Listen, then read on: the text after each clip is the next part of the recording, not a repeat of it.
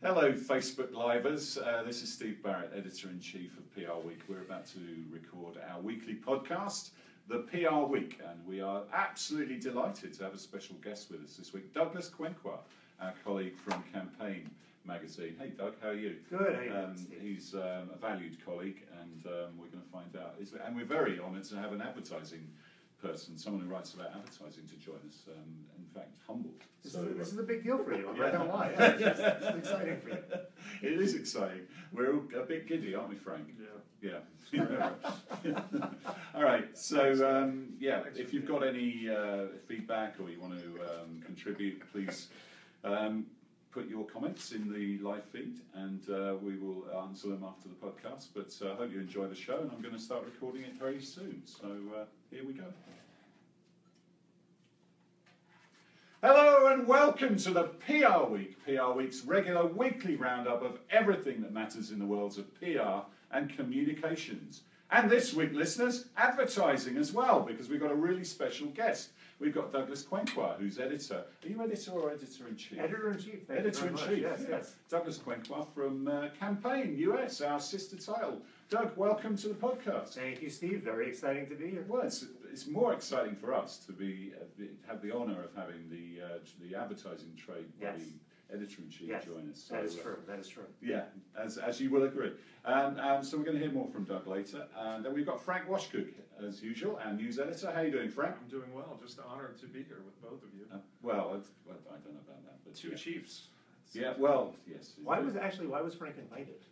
That's a good I ask myself that every single week. He's the one who knows what he's talking about on this show, and he can fill in the gaps between the general top-level stuff. Anyway, we've got a lot to talk about this week. We're going to talk about Procter & Gamble. They've appointed their first corporate AOR. Great win for Hill & Knowlton. We're going to talk about Apple. I was lucky enough to visit there last week on the West Coast, and Doug and his team have just done a fascinating podcast about a 10-year-old ad campaign, so we'll find out about that. Starbucks is getting a new CEO. Howard Schultz is on his way upstairs, and Kevin Johnson is going to take over, so we'll chat about that. And we'll talk about the whole issue of diversity in PR and advertising, and obviously it's been a big issue this year, and something Campaign and PRWeek have been covering very closely, and anything else that catches our attention over the next 20 minutes. But let's start with you, Doug. For those who don't know you, I mean, you've been in the role about a year. You were formerly a PRWeek reporter, weren't you, back in the day? Back in the day, and it's all been downhill since then. It's been a steady but steep decline. Yeah. No, I was part of. I wasn't quite the founding crew. I came in about a little less than a year after it had launched. But yeah, I was part of a very early PRWeek. Who was the editor when you were there? Was it Jonah Bloom? No. This was before Jonah Bloom. This was Adam Leyland. Thank you. Wow, saving me. Thank you. Yeah, Adam Leyland was the guy who hired me. Yeah. Trip down memory lane. Adam was the launch editor over here. But tell us about Campaign. You came over to edit that about a year ago. It's been Campaign a US. It's been actually about a year and a half at this point. Yeah, Campaign US was about 8 months old when I came in and had launched Advertising Week 2014. So that's September 2014. And it was still kind of getting up on its feet when I came in. I spent about 6 months putting together a team. Campaign has obviously been in the UK for almost 50 years. It's been a huge force over there for a long time. I know after I left PRWeek, I went to Adweek. And had an interesting time trying to convince people they were not related publications. But we every year it was sort of, Campaign is going to launch in the U.S. this year, and this is the year. And every year they'd come over and visit and have their meetings, but it never happened. Finally, in 2014, it happened. So we are really kind of still in the process of putting ourselves together here and sort of making our way into the the advertising world. But it's been a huge success so far, and it's been a lot of fun. Yeah, and in fact, Campaign's been in Asia for a long time too, hasn't it? So it's kind of joined up the three big dots, if you like. There is a global domination strategy. Yes, Indeed. there is Asia Pacific. There's one in Japan now. There's India. There's Middle East. There's really a lot of them at this point. So has anything surprised you since you joined up? Anything you didn't expect? This is going to sound obnoxious, but what surprised me is how much it seems like such a crowded space because oh my God, everybody's covering advertising, and who needs one more publication covering it. there's a lot of white space, and there's a lot that's not being written about, and a lot that's not being covered from a point of view that I think people want to read. So yeah, that's been pleasantly surprising. So let me play devil's advocate, Doug, since we've got you here. I mean, all these disciplines are merging, aren't they? And we often share stories sometimes because there's no point in both of us covering an issue, say the New Balance thing the other week or the agency overtime thing. But advertising is really changing, isn't it? It's not so much reliant on broadcast TV anymore. Is it, in fact, in a bit of crisis? Is it starting to lose its identity because it can't rely on that anymore? What's the future of advertising? I mean, it depends upon whose point of view you're looking at it from. I mean, if you're going to talk about crisis, I think 100% traditional creative agencies, absolutely a crisis. Areas that used to be their birthright are kind of being taken away from them. They're trying to get into new areas that maybe they're not entirely comfortable with, and maybe they're not going into them in the most confident manner, and sometimes they're stumbling a bit. You see this week, the Journal reported that the Department of Justice is looking into, there's been some bid rigging apparently, allegedly, among production companies and agencies trying to get into the production side of things, and creative agencies trying to get production companies to sort of tank their bids a little bit so they can get some of that business. That certainly is not the sign of a confident and competent industry. I think from the CMO point of view, it's more a matter of, lines are blurring and you don't necessarily need, well, you can't find one agency to do everything anymore. And whether should your social feeds be run by a creative agency or by a PR agency or by a social agency? And so there's a lot of that just sort of mixing about going on. And it's a huge opportunity, I think, for the PR world. Also, frankly, a huge opportunity for the advertising world if they can figure it out. I think what the CMOs care about is that everybody works together and they don't have to worry about, oh, well, I got this guy doing that and that guy doing that. They just want everyone to work together seamlessly. And yeah, it's sort of, it'll be interesting to see where everything shakes out. And where does sort of branded content and brands becoming their own publishers fit into your world? It's something we write about a lot, and new influencers and all that sort of stuff. Where does that fit into your world and the advertising world? I mean, nobody wants to be doing the interruptive model of advertising anymore. Nobody wants to be Crazy Eddie coming on the TV in between your show and just screaming and trying to get your attention. So trying to do more engaging content, more entertaining content. And, brands are investing a lot in this. Pepsi has its own studio now. They're trying to put out content. P&G, Mark Pritchard talked about it at the ANA conference this year about how they need to, what did he say? Less crap, more craft. I think that's right on the nose. Paraphrase. Yeah, no, that's exactly what he said. So yeah, I think that they're understanding that they have to engage on, get people to come to them and get people to be willing to be to engage with the brand. But it's easier said than done, and you also have to think about, you can't not have your brand be present. You can't just, I think it's interesting. You look at what H&M did this past month. They had Wes Anderson direct a little film for him. Very well received, very cool ad. H&M has almost no appearance in it, and there were these studies that found that the ad was talked about on Black Friday much more than H&M actually was. So was that a success or not? I don't know. It's how many people really connect that film to the ad. So it's an interesting problem. Yeah, that's a good point, and that is a nice segue into talking about our brand film festival, isn't it? Because we have teamed up, PRWeek and Campaign, to launch a brand film festival to celebrate cinematic storytelling on a brand level. And we had the first event this year in New York. It was a great success and brought all the disciplines together: film production, media, advertising, PR people, digital folks.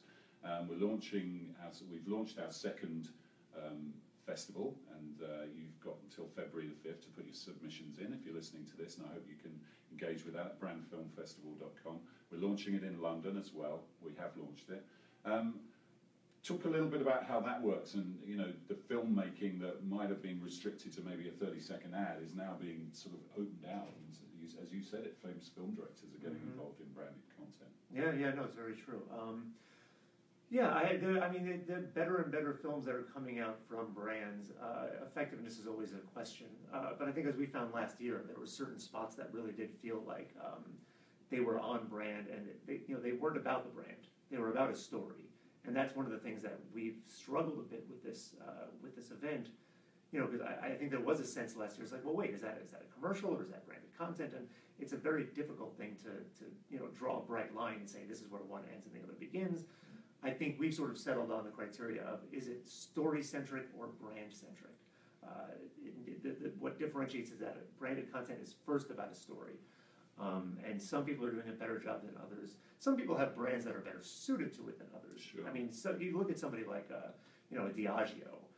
I mean, they've done some great branded content. They've gotten involved in their involvement with the, what was that movie? Entourage.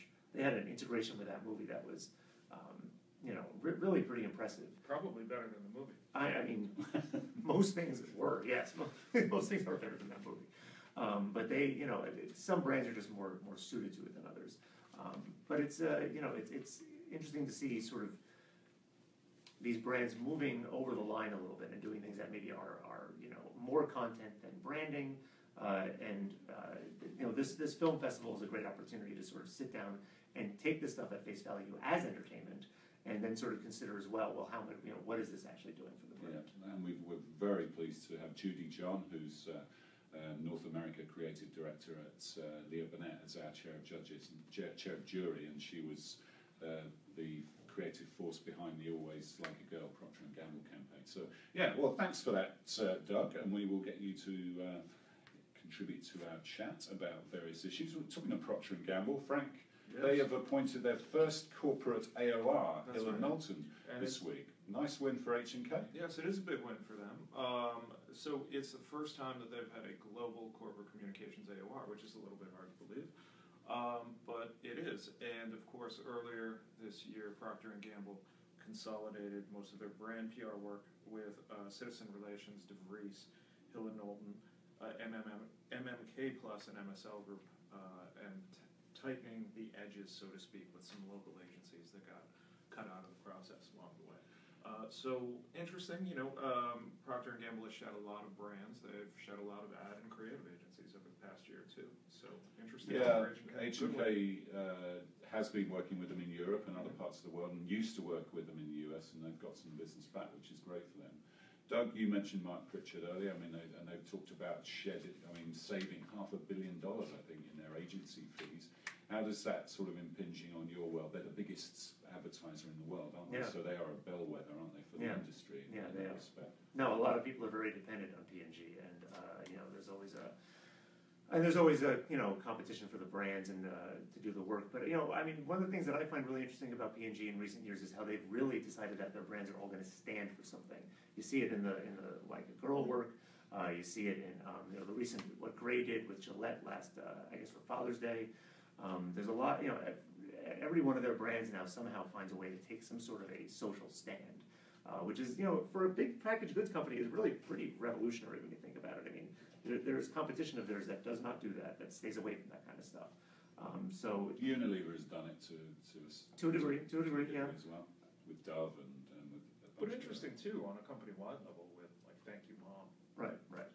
Well, that's the other element, is actually having Procter & Gamble as a brand rather than just a house of brands. And they would never promote Procter & Gamble in the past, would they? But now they do. With that Thank You Mom is a great example. Mm-hmm.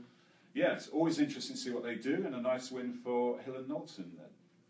Let's talk about Apple. I had a great opportunity to visit there last week and to meet with Steve Dowling, who's global head of comms there.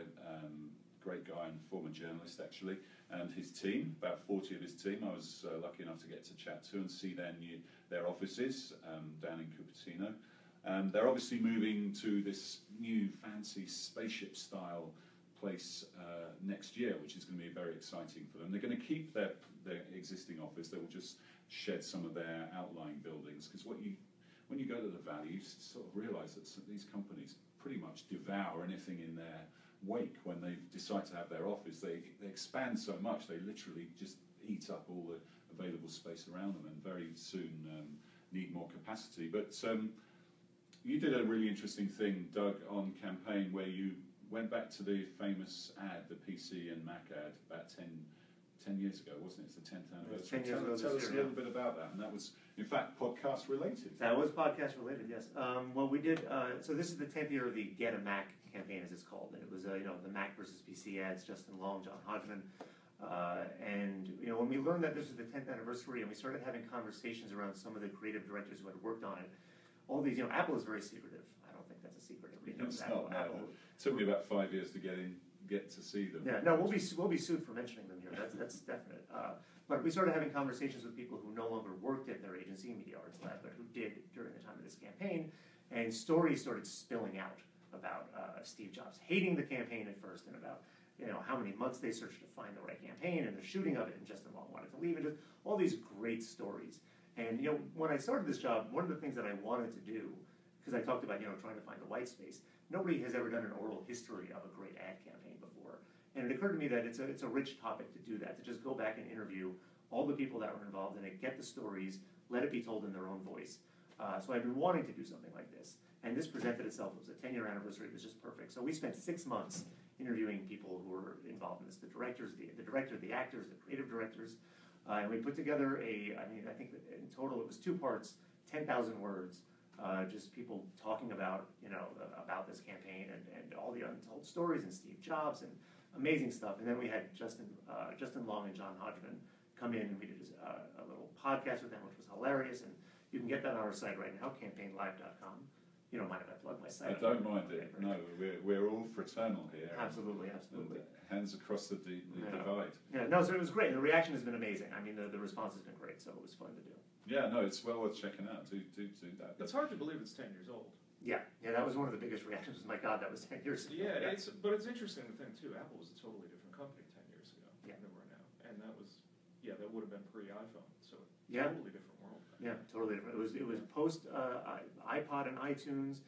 The Mac had sort of been not quite languishing, but it hadn't had a campaign in a long time.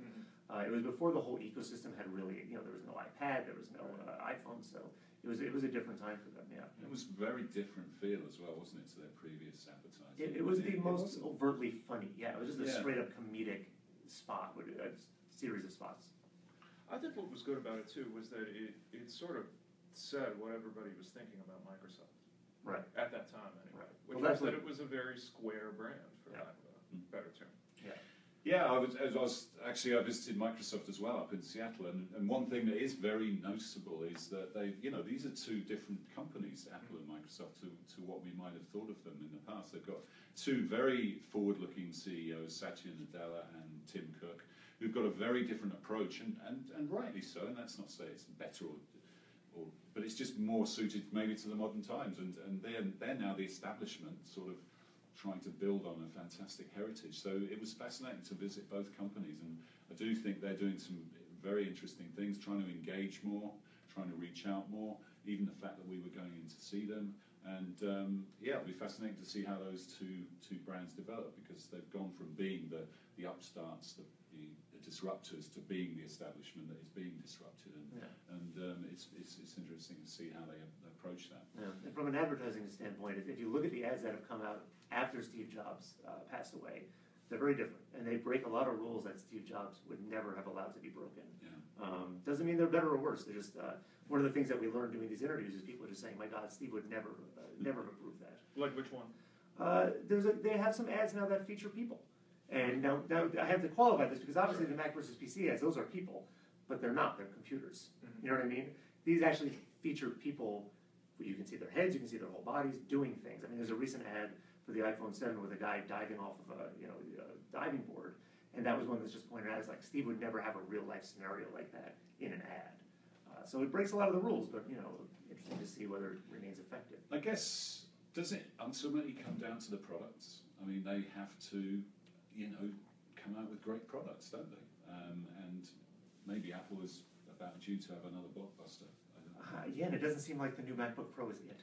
The reviews of the MacBook Pro are not great, and if you take your eyes off the advertising, obviously, and look at the product, you do see maybe some changes there as well. Yeah. And I guess you have to reach out a bit more if the products aren't quite as groundbreaking and earth-shattering as maybe the iPhone and the iPod were in their time. Okay, let's move on and talk about Starbucks, because I also went to see them, and obviously it was a big week for Starbucks. Howard Schultz, their iconic CEO, is moving upstairs to become chairman. Kevin Johnson, who actually came over from Microsoft, is going to take over as the new CEO. And so it was fun to be in Seattle. Met with Corey DeBrouwer and some of the Starbucks comms team. They've been up since 3:30 a.m. at the Starbucks Roastery in Seattle because they'd had Squawk Box live from that location. It's fantastic. If you're ever in Seattle, do go and check it out. Got live coffee roasting and demonstrations. A great location. And a busy few days for that team, and they're in New York at the moment, actually. Well, they have been this week. Howard getting an award and having an investor meeting. But it seems to be part of also a move toward maybe a next level of their strategy, slightly bigger locations. These roasteries are going to be brought to Brooklyn and other places, Chicago and because we need more coffee shops in Brooklyn. Yeah, well, but I don't know what you think, Frank. I mean, they're going to be bigger locations, and I guess is it the impact of e-commerce maybe a little bit? I was pretty cynical about when I read about what Schultz's next move is going to be in a lot of ways, because the first thing I thought of was, does Starbucks really need to make its coffee more expensive and more high end? Look, there's a lot of rumors about what his next move is going to be, whether he would, ever attempt to move into politics, whether because he's been so involved in some of these full-page ad campaigns that Starbucks has done over the years, sort of like emphasizing the humanity of the chain. Yeah. So, I mean, there's a lot of speculation about what he's going to do next. I mean, in terms of the actual business that they're looking forward to, I mean, it's interesting. I mean, Starbucks have become so commoditized, they're everywhere now, that maybe they've lost whatever's like that special spark. Maybe, but it's easy to forget that when he came in, they were really struggling. Yeah. And he actually came from the communications and marketing function and rose his way up and really turned the company around from really tough times. So they're definitely, operating from a position of strength, I think. And the roastery concept seems to be an attempt to take it to another level. And it was absolutely packed. There was no shortage of people there. People love it. And they're taking pictures. It's like a tourist attraction. You go to Seattle and you go and see the original Starbucks store down by the market, and then you go to the roastery as well. So, yeah, but that's an interesting point about the political thing, and especially in the current climate. He's definitely going to be spending more time on that sort of thing, and Starbucks community activities, and its role as a corporate citizen, if you like. And it's an area where he has made that brand stand out, I think. Yeah, definitely. Yeah.